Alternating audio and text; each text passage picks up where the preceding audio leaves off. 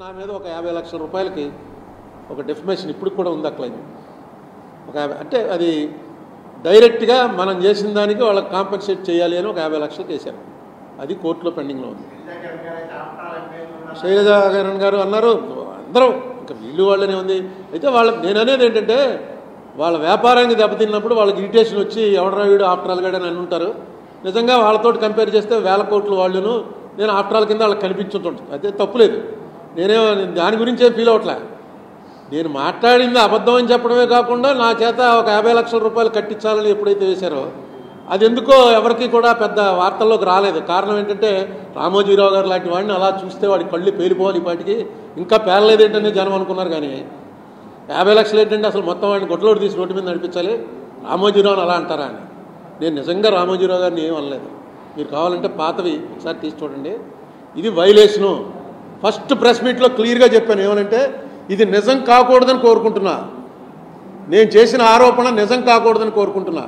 కారణం ఏంటంటే రామోజీరావు గారి స్థాయి వ్యక్తే ఇలా చేస్తుంటే ఇక ఈ దేశంలో చట్టం నడుస్తుందా? ఆయన ఏంటి, ఆయన రెగ్యులర్ విజిల్ బ్లోయర్, ఆయన పేపరే ఒక విజిల్ బ్లోయర్. అందరు చేసేవి పట్టుకునేది ఆయన చేసేస్తుంటే ఎవడో ఏం చేయలేడంటే దాని మీద ఆ రోజు సాయంకాలమే ఆయన టీవీలోకి వచ్చి చెప్పేశాడు నా మీద ఎలా చేస్తున్నారని. తర్వాత నేను మొత్తం ఇది చూపించి ఇన్కమ్ ట్యాక్స్ది, ఏమంటే మీకు ఇదిగో నష్టాల్లో నడుస్తున్నాయి మీ సంస్థలన్నీ, మీరు ఇచ్చిన ఇన్కమ్ ట్యాక్స్దే ఇది. మీరేమో 2600 కోట్లు బాకీ ఉన్నారు, మీ సంస్థలన్నీ కలిపితే 1800 కోట్లు నష్టం ఉంది. మరి ఇదేంటండి అని అడిగితే దానికి ఆయన ఏం చెప్పాడు, నష్టాల్లో నడవట్లేదు, మాకు అన్ని టెక్నికల్ లాసెస్ అన్నారు. టెక్నికల్ లాస్ ఏంటి? ఎప్పుడైనా విన్నామా మనం టెక్నికల్ లాస్ అని? అంటే ఇన్కమ్ ట్యాక్స్కి ఇచ్చే లెక్కలు వేరు, మామూలు నిజం లెక్కలు వేరని దాని అర్థం. నష్టాల్లో నడుస్తుందని చెప్పి ఇన్కమ్ ట్యాక్స్కి ఇచ్చి అబ్బాయి నష్టాలు ఏం లేవని చెప్పి డైరెక్ట్గా ఆయనే చెప్పాడు అది టెక్నికల్ లాసెస్ అని. అది ఆయన లేకే ఫ్రంట్ పేజ్లో వచ్చింది. అన్నీ తెచ్చాను. సరే ఇప్పుడు మీకు దీని తర్వాత మళ్ళీ ప్రెస్ మీట్, తర్వాత ప్రెస్ మీట్, ఎలక్షన్ టైం కదా, అవన్నీ పెడదాం. ఇవన్నీ కూడా ఇవాళ కోర్టు ముందు ఇన్నాళ్ళు మీ ముందు చెప్తూ వచ్చాను.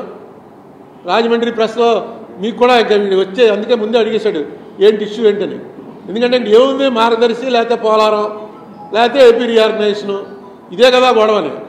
కానీ దీన్ని మీరందరూ మీ వల్లే ఇది ఒక కొలిక్కి వచ్చింది. ఎందుకంటే దీనికి ఆ ఇంపార్టెన్స్ ఇస్తూ వచ్చారు. ఎప్పుడు కూడా పెరటి చెట్టుని ఇంతగా వాడినటువంటి ఊరు ఇంకోటి ఉండదు.